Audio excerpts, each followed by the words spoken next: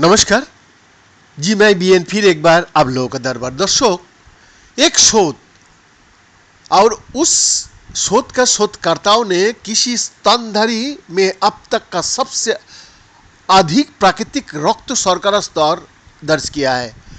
अब उन्हें उम्मीद है कि इससे उन्हें मधुमेह को बेहतर ढंग से समझने में मदद मिलेगी।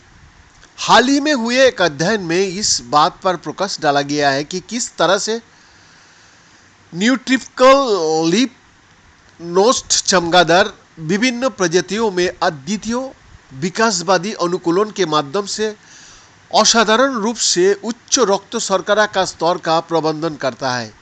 ये शोध मानव चयापचय विकारों के इलाज के लिए नए दिशाएं प्रदान कर सकता है। जी हाँ, स्वस्थ रहने और अपनी कोशिकाओं को ऊर्जा देने के लिए मनुष्य को रक्त शर्करा की मात्रा को नियंत्रित करना चाहिए। बहुत कम या बहुत अधिक मात्रा गंभीर स्वास्थ्य जटिलताओं का कारण बन सकती है और उच्च रक्त शर्करा चयापचय संबंधी स्थिति मधुमेह की पहचान है। Sports institute for medical research के नए शोध से विकास और चमगादड़ों की और रुक करके चयापचय संबंधी बीमारी के संभावित समाधान को सक्षम किया जा सकता है।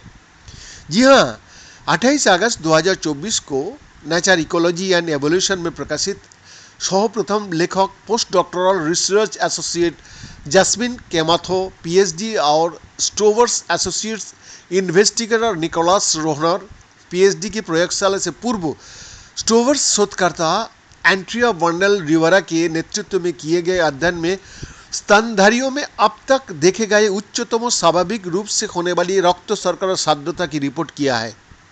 एक खोज जो बताती है कि चमगादड़ों ने इस चरम विशेषता के साथ जीवित रहने और यहाँ तक कि पनपने के लिए रणनीति विकसित किया है। नए अध्ययन में स्तनधारियों में अब तक देखी गई सबसे अधिक प्राकृतिक रूप से पाए जाने वाली रक्त शर्करा सांद्रता की रिपोर्ट किया गया है। ये खोज जो ये बताती है कि चमगादड़ों ने इस चरम विशेषता के साथ जीवित रहने और यहाँ तक कि पनपने के लिए रणनीति विकसित किया है। और आगे क्या बता रहा है ना, कमो ने कहा, हमारी अध्ययन में रक्त शर्करा के ऐसे उच्चतम स्तर की रिपोर्ट की गई है जो हमने प्रकृति में कभी देखा है, जो स्तनधारियों के लिए घातक कोमा प्रेरित स्तर होगा, लेकिन चमगादड़ों के लिए नहीं। हम एक नया लक्षण देख रहा है जिसका बारे में हमें नहीं पता था कि ये संभव है। कैसे संभव है? 3 लाख साल पहले नियोट्रॉपिकल लीफ नोस्ट बेडस्ट्रीप कीड़ों पर जीवित रहते थे। तब से ये चमगादड़ अपने खाने के तरीका में बदलाव करके कई अलग अलग प्रजातियों में बदल गया है। कीड़ों से अब अलग अलग वंश फलों, अमृत, मांस और इनसे जुड़ी हर चीज पर विशेष ध्यान देता है, यहाँ तक कि सिर्फ खून पर भी।